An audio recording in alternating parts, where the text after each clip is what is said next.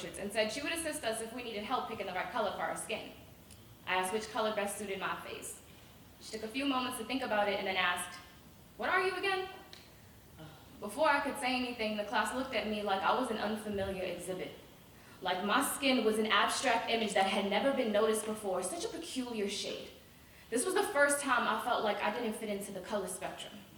I still remember how my face filled with humiliation, the deep breath I forced into my lungs to keep the tears from falling, how she called my name in the midst of children laughing, handed me a red crayon and said, "You can color your embarrassment with this."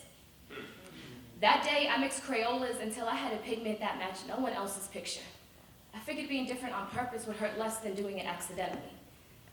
I had to teach myself that my complexion was not a mistake, that I am handcrafted by a god that dipped his paintbrush in both Mexico and Africa.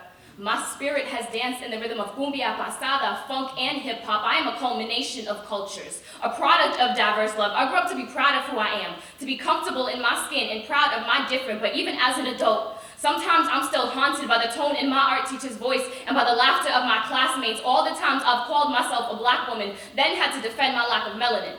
Had to explain why my skin doesn't match all of my cousins, like there's some standardized test that my complexion hasn't passed. My Mexican relatives look at my father's black skin and see bomb threat. They hear heavy Boston accent and say it sounds like explosions. I scare them because I'm too loud and too aggressive, but even my silence still makes them anxious.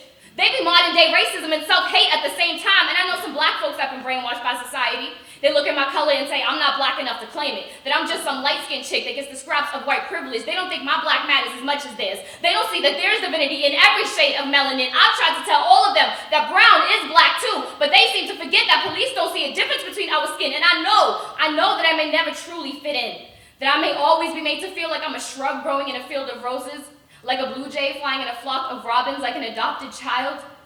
But I must remember that my roots still come from the same soil, and I am still soaring with my own wings. I'm still family. I'm still black. Being mixed with two cultures that historically don't like each other is being a walking oxymoron.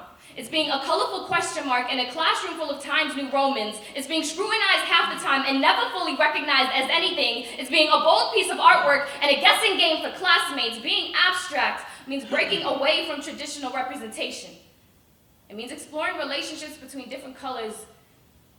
It can also mean difficult to understand. I hope this helps. If I had to give it an appropriate name, I would call it slave grammar. I would call it the new Holy Trinity: negation, fracture, and protest. Tonight, I'll play so good, you'd swear I could blow the Jim Crow out of a white boy.